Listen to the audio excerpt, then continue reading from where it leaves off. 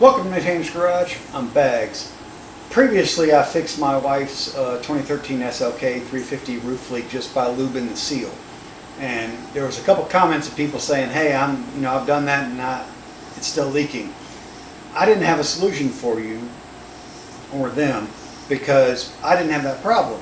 Well, fast forward or rewind, depending on how you look at it. 6 to 8 months ago, my wife's car started leaking in from that same spot right here, and I'll show you a picture of that. That way you can see it. But same spot as last time. Well, I started digging into it, and I got the service manual, and the gap here on this seal should be between 7 and 8 millimeters.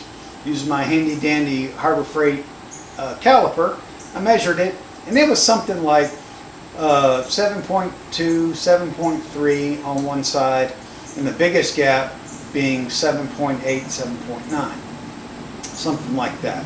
So less than half a millimeter, give or take. I'll show you the locks. You just drop this trim down. There's some bolts. There's enough slop in the actual locking mechanism where you can move it forward and aft. Well, I moved it one direction, tightened them up, and the problem really is the fact that it doesn't leak when she's just parked in the driveway. You have to drive while it's raining. And I even went so far as to try to have my wife drive her car and me hose it down in the street, and that worked with limited success. So that's why it took so many months for me it was difficult to troubleshoot, because you make an adjustment, if it's not raining you don't know if it's fixed or not. But anyway, I made an adjustment aft or forward, and then some time went by and it leaked again. Then I adjusted it the other way and it's leaking again. So on the third attempt to fix it, I really made sure I checked the measurements. And like I said, it was like, I want to say it was 7.3 or 7.2 or 7.3 on the front, on the driver's side. And it was like 7.7 or 7.8 on the passenger side. It was half a millimeter difference, which is something like a 64th of an inch. So you're not talking about a lot, but when you're thinking about something being rigged and level, one side was more cocked than the other. Like this, it's more up. So what I think is the driver's side was the tighter side, ironically, and I think there was just a gap somewhere. There was enough of a difference that as she was driving or raining, water would, and the vehicle would flex and twist, water would find its way down in there and leak right there. That was my only option. So I dropped this plastic trim down and I adjusted one of those one direction, the other one the opposite, and checked it again. And I'll tell you what I'm at right now. And be careful with this, the jaws of these, this. If you get one of these that are metal, it'll scratch your paint. We're at about 7.3. I'm trying to measure roughly where that hook is. 761, 762. So you're talking about 2/10.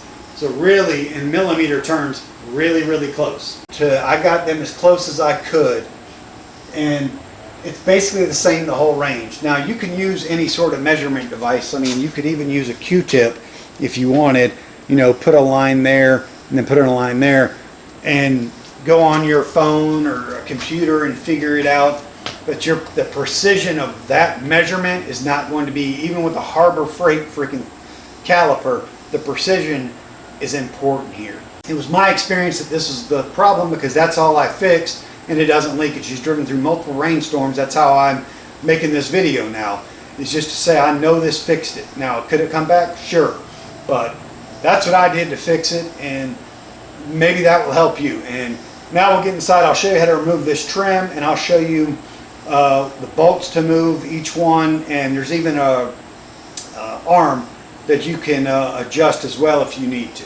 So let's get into that. So now we're in the car, and this is where it drips from, right here on the driver's side, not the passenger side. This plastic trim will pull straight down. You just have to be gentle. As you grab it, you'll notice this rubber lip right here. It's the same on the passenger side. We'll want to hold on. You just have to gently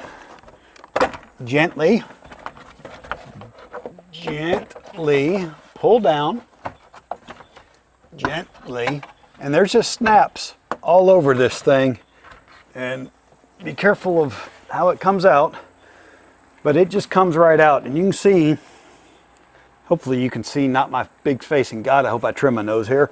There's just multiple little locking tabs in there, and that's it. Comes out and exposes all this.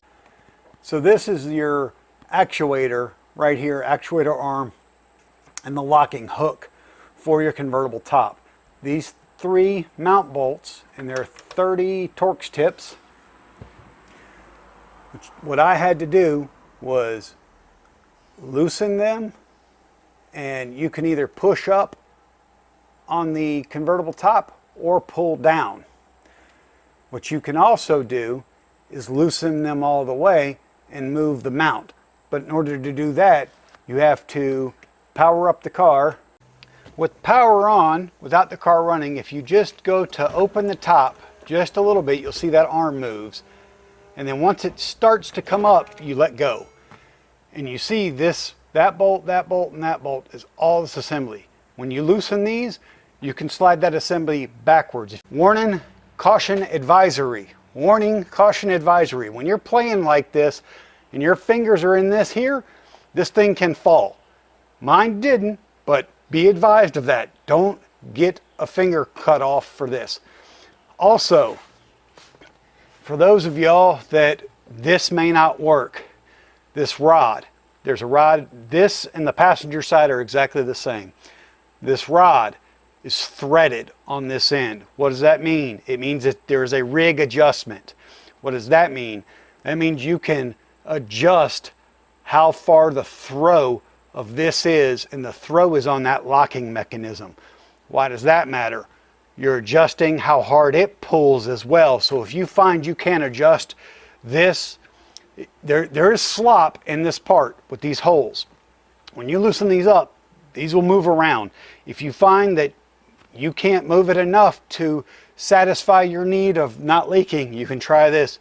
Be very careful. If you don't know what you're doing, you'll loosen this jam nut, you'll spin this threaded rod, but you'll want to spin it like 1 rotation at a time, like 1 full revolution. So you want to mark it, and this is a slow process, I understand, but if you tighten this up too much or loosen it up too much, you could damage this, you could crack this, you could tear up this. All of that's expensive. Take your damn time, use the gray matter between your ears. Just be smart and be slow and accept that this is not a, oh, I'm going to go and loosen this, slam it forward, and I'm done.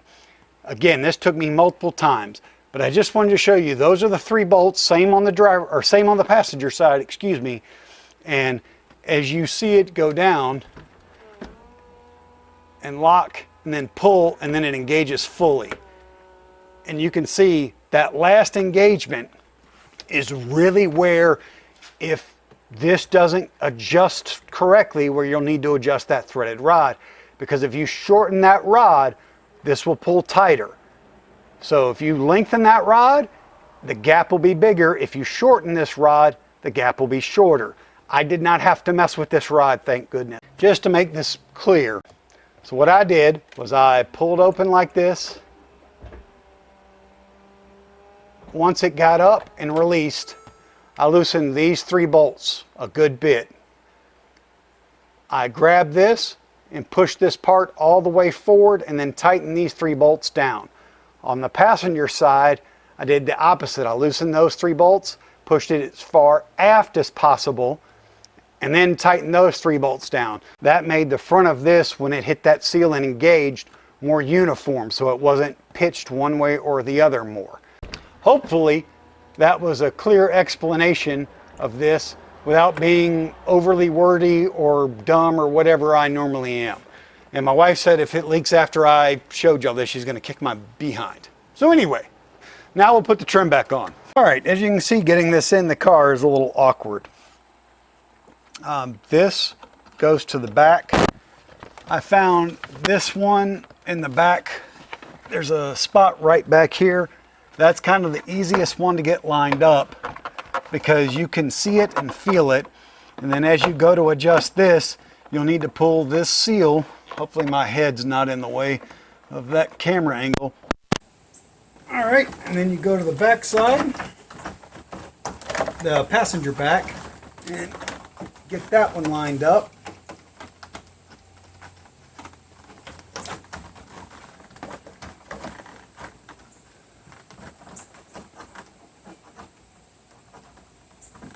that one pushed in, and that should help you line up the front ones like so. And it is, for me, a little more frustrating than it should be. And then you just got to grab this seal, pull it down, and if you just go around and push up on it, you will find it pops in multiple places. And same on this side. I'm going to get that seal in and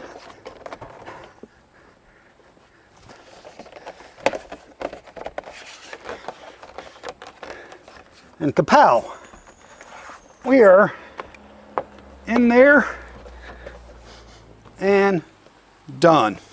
So that's it. That's those adjustments, playing with that. Like I said, you're just going to have to fool with it, and if you get lucky enough to where you have some free time when it's raining, that's the best way to do it. That's what I ended up doing, and then I just let my wife drive it for a long time before, at least 2 rainstorms before I said, okay, it's good. Anyway, hopefully that helps. Hopefully that helps you solve your problem. Thanks for watching Maintainer's Garage. Have a great day.